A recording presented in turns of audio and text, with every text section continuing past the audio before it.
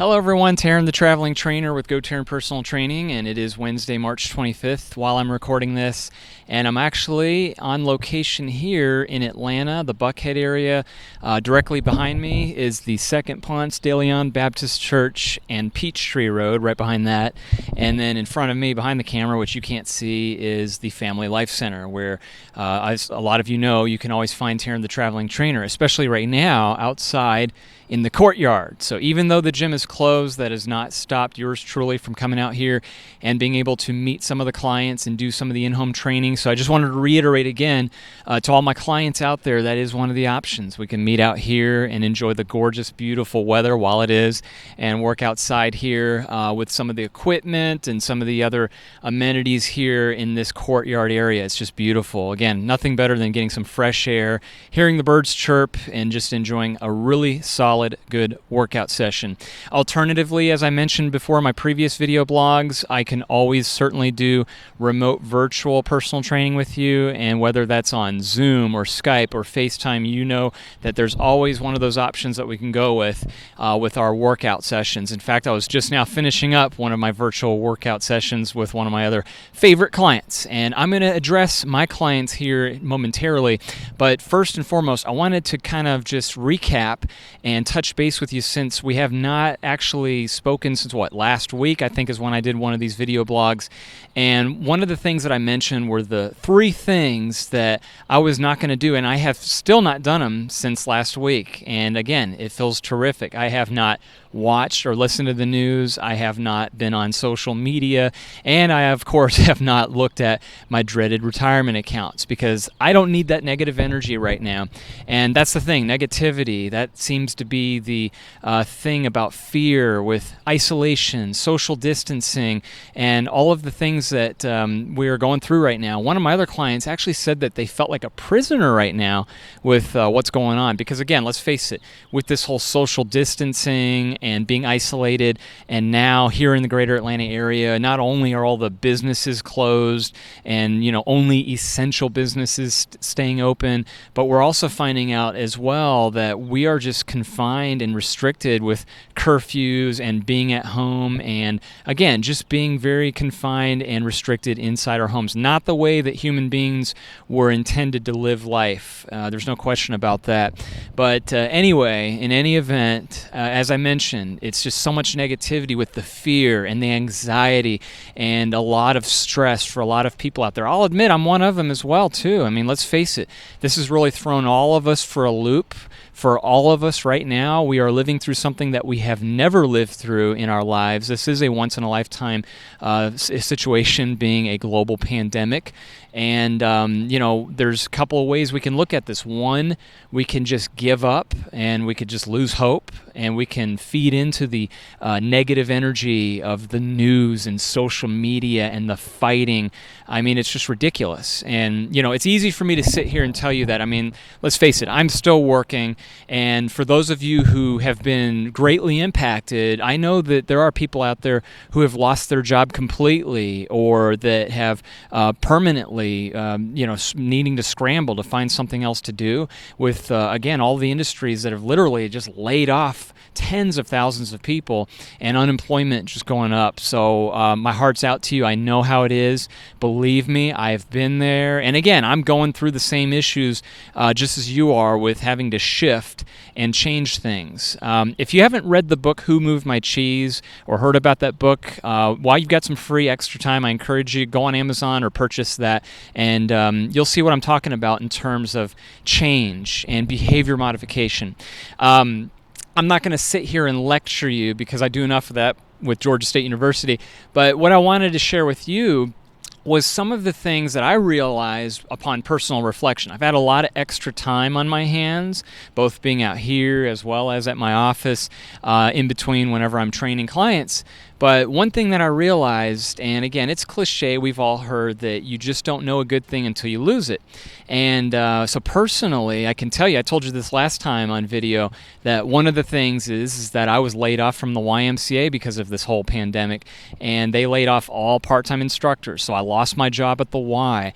The Family Life Center, as I mentioned, is closed, as are all other gyms. So I'm not able to train my clients there.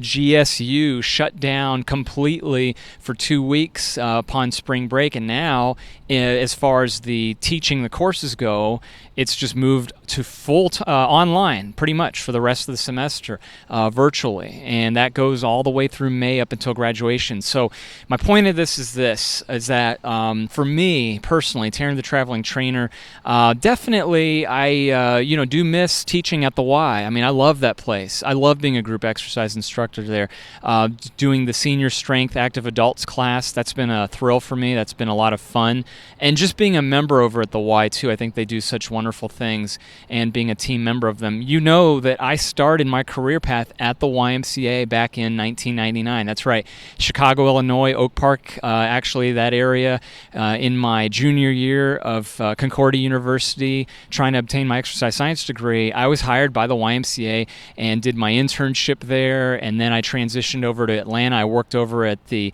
Ed Isaacson YMCA up in Alpharetta, and then I moved over to the Cowart YMCA in Ashford Dunwoody Road, and then most recently, of course, as you know, I've been a sub with the Carl Sanders Buckhead Y there on Moores Mill, and I've enjoyed it. Again, I feel like some part of me is that they're home for me in some ways. As some of you know as well, with Georgia State University, I've been teaching there now over 3 years, and I do miss being there on campus. It's so funny, I thought about this. To a lot of my clients out there, I would always gripe and complain about the traffic and say, "Oh, it's so miserable. I hate downtown traffic. The one thing I hate more than anything about my job is that I have to drive downtown." You heard me saying that over and over endlessly, because you have to deal with that traffic and you have to get in there and that congestion of downtown traffic, and it's just miserable. But having said that, would I trade it back to get through this pandemic and be back there in a heartbeat? Absolutely, yes. In a New York minute, I would love to be back teaching downtown and sitting in traffic right now. And, again, because we don't know a good thing till we lose it. And then finally, as far as my clients go, I've been very fortunate and lucky that the clients that I still have that are working with me right now, again, either virtually or right here at the courtyard or at their home in some cases, again, I've been very fortunate and very blessed to be able to keep my clients and working with them and training them. And at the same time, I miss my other routine, my regular schedule of being able to come here to this gym and train a whole bunch of people and train others that I'm not seeing right now at their home.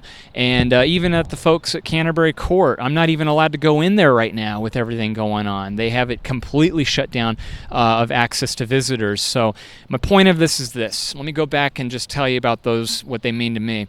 I know we're going to get through this. This is temporary. For those of you that looked up this COVID-19 coronavirus, the way it works on a statistical graph, if we're going to just break this down scientifically, that graph looks like this. And then eventually, after the peak, I don't know if we're at that peak yet. Who knows, really. We're going to go down like this, and then it's going to flatten. As you know, that whole flattening of the curve, right? Now, the experts out there, I say, quote, experts tell us, we could be in for months, doom and gloom. This could be the end of the world. What a crisis. Now, here's what I got to say about that. As you know, there's always agendas, and I spoke about this a little last time. Think about it. What does the media feed on? What do the news outlets need for ratings? Well, fear and anxiety definitely tugs on emotions, right?